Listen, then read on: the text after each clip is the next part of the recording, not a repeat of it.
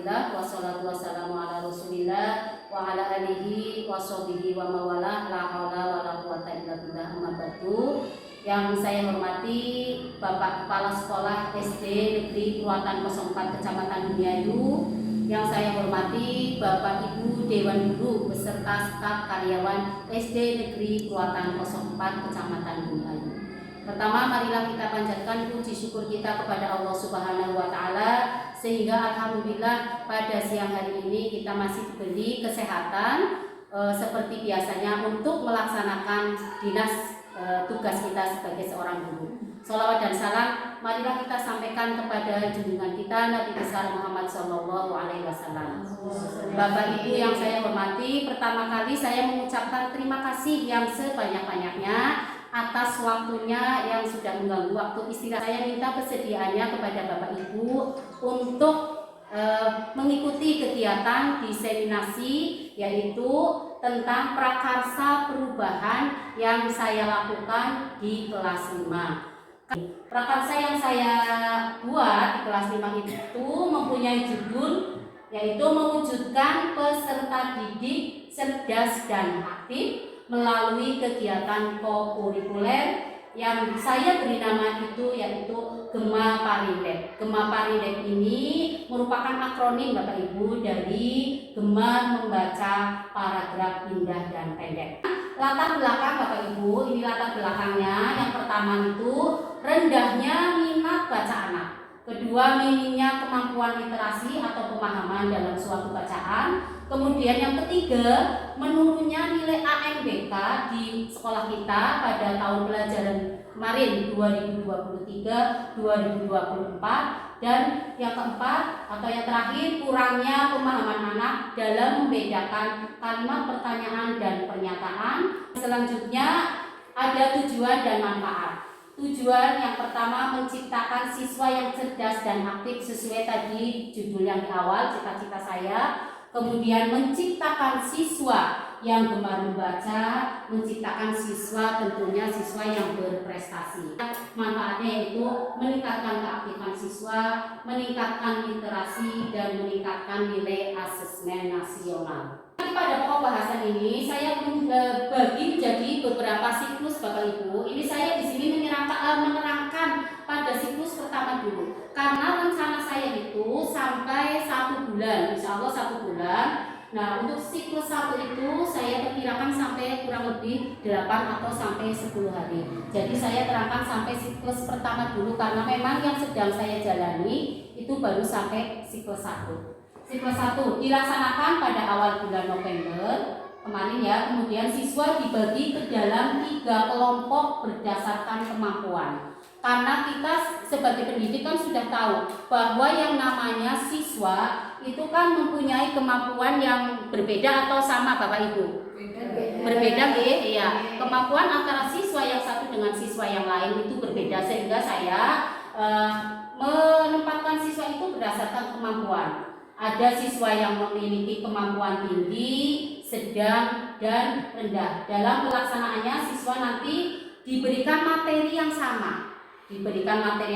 Bacaan yang sama, tetapi dalam menyelesaikan soalnya itu waktunya itu yang berbeda Bapak Ibu. Yang kemampuannya tinggi itu 10 menit, kemudian yang sedang 20 menit, dan yang rendah itu 30 menit. Mengapa saya berdasarkan waktu? Karena sesuai dengan tadi, saya di sini kan materinya itu membaca ya. Tujuannya itu kan membaca. Dari kelas sebelumnya itu pas masuk di kelas 5, dari awal saya juga sudah memilah-milah anak. Ini anak yang kemampuan membacanya seperti kalau diibaratkan kereta, ada kereta bisnis, ada kereta eksekutif, dan kereta ekonomi seperti itu. Nah, ini contoh pada kegiatan hari yang pertama. Kemudian ini hari yang ketiga. Hari ketiga di minggu yang kedua kemarin ya. Ini minggu yang pertama.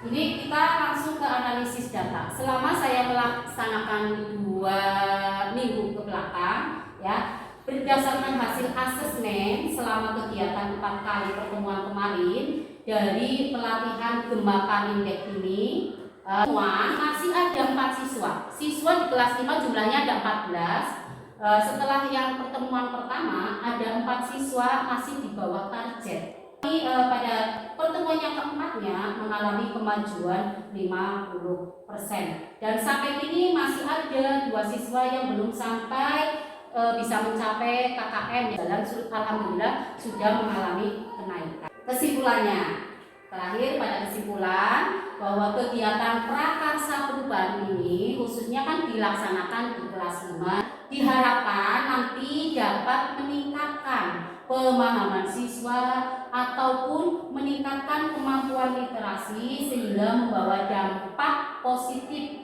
khususnya bagi peserta didiknya dan umumnya bagi lingkungan sekolah. Demikian tadi penyampaian dari saya, prakarsa perubahan yang saya cita-citakan khususnya di kelas 5. Barangkali nanti bisa ditiru oleh kelas yang lain. Terima kasih. Barangkali dari penyampaian saya dari awal hingga akhir ada kekurangan, mohon maaf yang sebesar-besarnya. Dan saya memberi waktu kepada Bapak Ibu untuk mengomentari ataupun untuk memberikan masukan, memberikan saran atau boleh bertanya. Dari Bu Ika. Terima kasih sebelumnya atas apa yang diberikan. Saya sangat apresiasi kepada idenya, pada praktiknya Ibu Sadila sudah cukup baik, usahanya sudah cukup baik dan perlu dicontoh nanti untuk kelas-kelas yang lain. Dan ada hal yang saya juga mengalami masalah di kelas saya, bisa dibilang masalah ya. Minat dari membaca anak ini kan termasuknya lumayan agak rendah ya. Nah, ada hal yang sudah diusahakan, yang antaranya membuat pojok baca. Yang terjadi saat ini, pojok baca itu ya mereka minat ketika masih baru aja gitu. Setelah sudah sekian lama, kok mereka jadi minatnya juga istilahnya nggak terjaga gitu loh. Bagaimana sih gitu triknya? Barangkali saya punya trik bagaimana supaya mereka bukan hanya sekedar menyelesaikan tugas guru, tapi memang mereka benar-benar suka gitu, untuk membaca, dari hatinya dia gemar membaca seperti itu. Terima kasih dari saya. Mohon maaf. Assalamualaikum warahmatullahi wabarakatuh. Barangkali dari Bapak Ibu ada yang mau menanggapi?